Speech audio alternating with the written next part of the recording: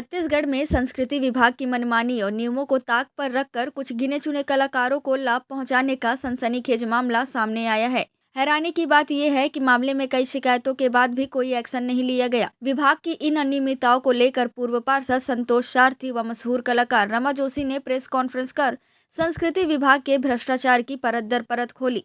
Media से बातचीत में उन्होंने बताया कि छत्तीसगढ़ के कलाकारों के ग्रेडेशन के आधार और राशि के भुगतान के नियमों में खुलेआम उल्लंघन किया जा रहा है। कुछ कलाकार को लाभ पहुंचाने के लिए कायदे कानूनों को ठेंगा दिखाया जा रहा है। आइए जानते हैं उन्होंने क्या कुछ कहा।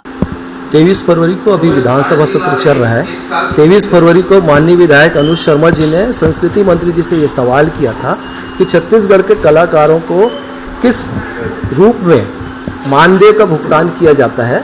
तो संस्कृति मंत्री जी ने कहा था कि 29 जुलाई 2021 नियम के तहत कलाकारों का ग्रेडेशन किया गया और उसी आधार पे क्या बोलते हैं उनका भुगतान किया जाता है। मेरा उसमें खंडन ये है कि पिछले बहुत दिनों से लगा हूँ, मैंने उस नियम को पूरी पढ़ी है जो 17 सितंबर 2021 को जो प्रकाशित हुई है।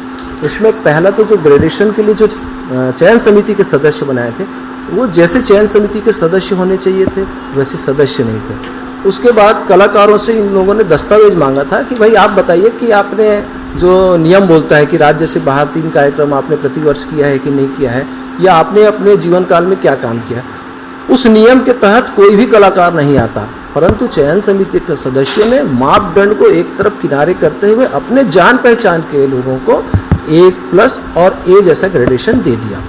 दूसरा, उसी नियम यह बोलता है कि किसी भी कलाकार को 8, 10 या अधिकतम 12 कार्यक्रम जो है एक वित्तीय वर्ष में दिया जाना चाहिए, जबकि संस्कृति विभाग ने 25 कार्यक्रम, 30 कार्यक्रम, 35 कार्यक्रम, 39 कार्यक्रम तक जो है एक एक कलाकार को दिया है। उसके बाद यह है कि पंचांग के अनुरूप उसी नियम में ये बोलते हैं कि पंचांग के अनुरूप आपको कार्यक्रम देना है, परंतु संस्कृति विभाग जो है मान लीजिए अगर 5 अक्टूबर को दशहरा होता है उसके बाद नवरात्र खत्म हो जाता है, परंतु 25 अक्टूबर, 4 नवंबर, 26 दिसंबर तक कार्यक्रम देते हैं।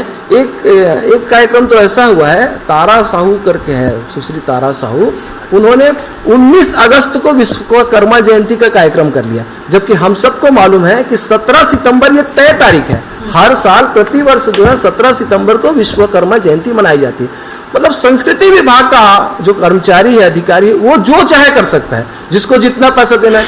1,13,000 कविता वासनिक को देते हैं, 1,13,000 दिलीप षडंगी जी को देते हैं। मैं तो बोलता हूँ उनको 5 लाख दीजिए, लेकिन उसको ग्रेडेशन में तो ले आइए भैया। उनका ग्रेडेशन सूची में नाम नहीं है और फिर सरकार बोलती है हम ग्रेडेशन के अनुसार से उनका मानदेय कर रहे हैं। इन सभी विषयों को लेकर के हमने आज प्रेस कॉन्फ्रेंस किया है। हमारे साथ जोशी बहने में रमा दीदी, सवित्री दीदी, घनश्याम साहू जी और दुर्ग से हमारी तेलासी जी जो बहुत पुरानी गायिका है, यही है।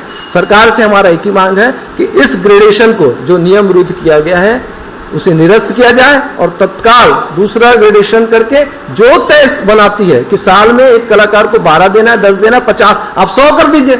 एक कलाकार को 100 दे सकते हैं, आप 100 कार्यक्रम दीजिए, लेकिन आप 12 बना के इस तरह से, और जब तक ये नहीं होगा कि 10 कार्यक्रम 12 कार्यक्रम के टाइटोरियम नहीं आएंगे, गांव में जो बैठा है कलाकार उसको कभी कार्यक्रम नहीं मिलेगा। संस्कृति विभाग ने चिन्हारी करके एक पोर्टल बनाई है, संस्कृति विभाग कभी उसको झांक के देखी नहीं होगी चिन्हारी में कौन कौन से कलाकार रजिस्टर्ड हुए हैं। संस्कृति विभाग चिन्हारी का पोर्टल का तभी उपयोग करती है जब मेरे को मानदेय प्राप्त होता है, तब मैं फॉर्म में भरता हूं कि मैं चिन्हारी पोर्टल में रजिस्टर्ड हूं।